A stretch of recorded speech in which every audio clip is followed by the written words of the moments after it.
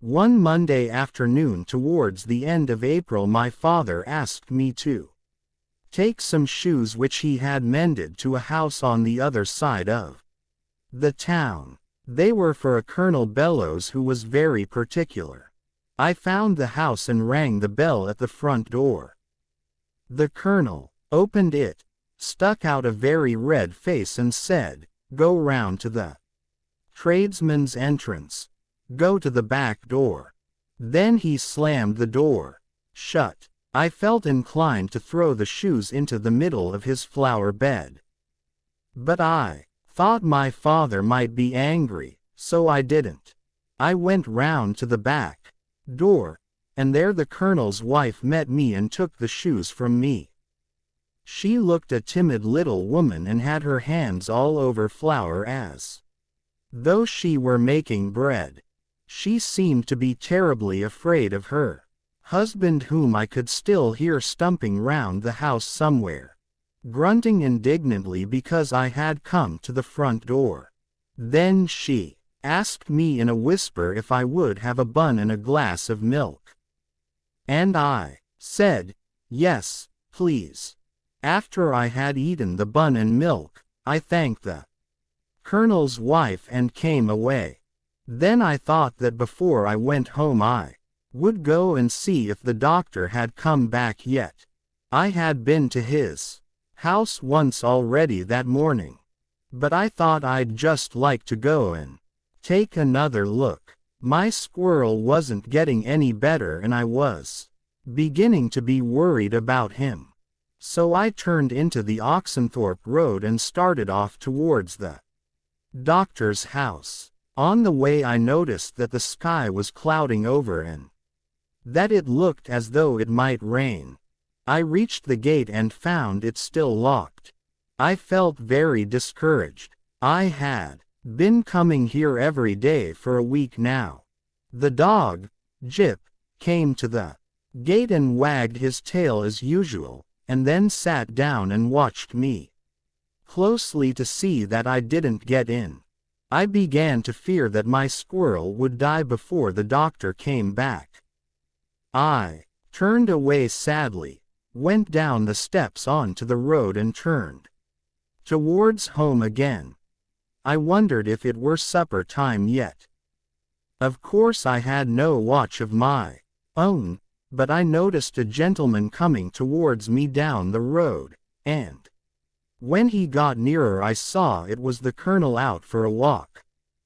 He was all wrapped up in smart overcoats and mufflers and bright-colored gloves. It was not a very cold day, but he had so many clothes on he looked like a pillow inside a roll of blankets.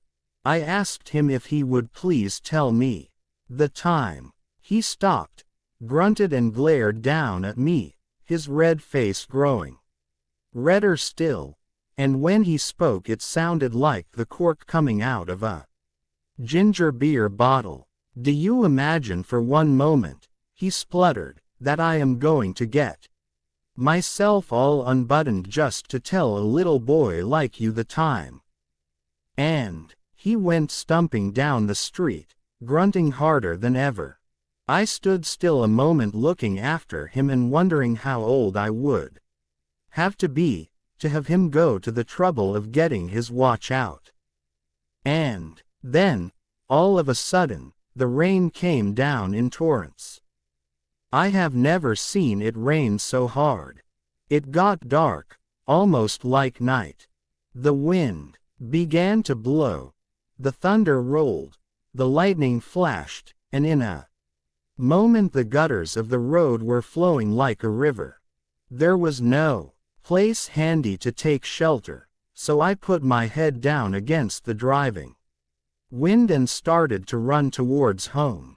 I hadn't gone very far when my head bumped into something soft and I sat down suddenly on the pavement.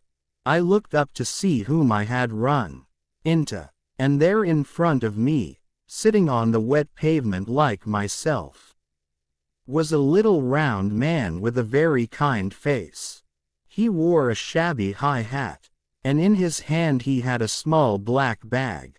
I'm very sorry, I said. I had my head down and I didn't see you coming. To my great surprise, instead of getting angry at being knocked down, the little man began to laugh. You know, this reminds me, he said, of a time once when I was in India. I ran full tilt into a woman in a thunderstorm. But she was carrying a pitcher of molasses on her head and I had treacle in my hair. For weeks afterwards, the flies followed me everywhere.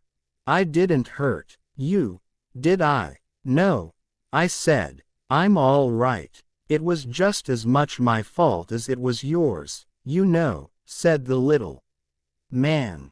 I had my head down too, but look here, we mustn't sit talking like this. You must be soaked. I know I am.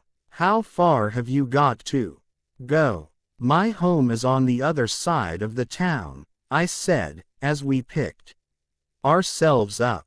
My goodness, but that was a wet pavement, said he. And I declare it's coming down worse than ever. Come along to my house and get dried. A storm like this can't last. He took hold of my hand and we started running back down the road together. As we ran, the first began to wonder who this funny little man could be, and where he lived. I was a perfect stranger to him, and yet he was taking me to his own home to get dried. Such a change, after the old red-faced colonel who had refused even to tell me the time. Presently we stopped. Here we are, he said. I looked up to see where we were and found myself back at the foot of the steps leading to the little house with the big garden. My new friend was already running up the steps and opening the gate with some keys he took from his pocket. Surely, I thought, this cannot be the great Dr. Dolittle himself. I suppose after hearing so much about him I had expected someone very tall and strong and marvelous. It was hard to believe that this funny little man with the kind smiling face could be really he. Yet here he was, sure enough, running up the steps and opening the very gate which I had been watching for so many days. The dog, Jip, came rushing out and started jumping up on him and barking with happiness. The rain was splashing down heavier than ever. Are you Dr. Dolittle? I shouted as we sped up the short garden path to the house. Yes, I'm Dr. Dolittle, said he, opening the front door with the same bunch of keys. Get in. Don't bother about wiping your feet. Never mind the mud. Take it in with you. Get in out of the rain. I popped in, he and Jip following. Then he slammed the door to behind us. The storm had made it dark enough outside, but inside the house, with the door closed, it was as black as night. Then began the most extraordinary noise that I have ever heard. It sounded like all sorts and kinds of animals and birds calling and squeaking and screeching at the same time. I could hear things trundling down the stairs and hurrying along passages. Somewhere in the dark a duck was quacking, a cock was crowing, a dove was cooing, an owl was hooting, a lamb was bleating, and Jip was barking. I felt birds' wings fluttering and fanning near my face. Things kept bumping into my legs and nearly upsetting me. The whole front hall seemed to be filling up with animals. The noise, together with the roaring of the rain, was tremendous, and I was beginning to grow a little bit scared when I felt the doctor take hold of my arm and shout into my ear, "Don't be alarmed. Don't be frightened. These are just some of my pets. I've been away 3 months and they are glad to see me home again." Stand still where you are till I strike a light. My gracious, what a storm! Just listen to that thunder. So there I stood in the pitch black dark, while all kinds of animals which I couldn't see chattered and jostled around me. It was a curious and a funny feeling. I had often wondered, when I had looked in from the front gate, what Dr. Dolittle would be like and what the funny little house would have inside it. But I never imagined it would be anything like this. Yet somehow after I had felt the doctor's hand upon my arm I was not frightened, only confused.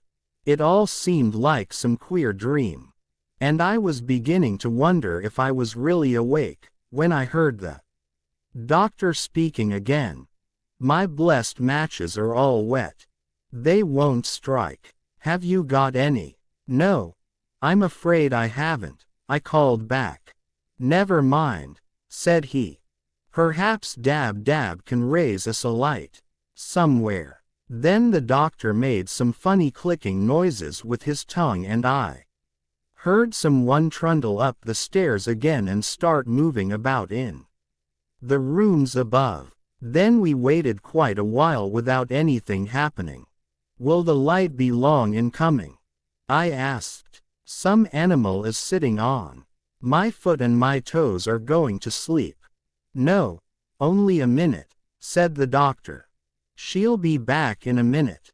And just then I saw the first glimmerings of a light around the landing above. At once all the animals kept quiet. I thought you lived alone, I said to the doctor. So I do, said he. It is Dab Dab who is bringing the light. I looked up the stairs trying to make out who was coming. I could not see around the landing, but I heard the most curious footstep on the upper flight. It sounded like someone hopping down from one step to the other, as though he were using only one leg. As the light came lower, it grew brighter and began to throw strange jumping shadows on the walls. Ah, at last, said the doctor. Good old Dab Dab. And then I thought I really must be dreaming. For there, craning her neck round the bend of the landing, hopping down the stairs on one leg, came a spotless white duck. And in her right foot she carried a lighted candle.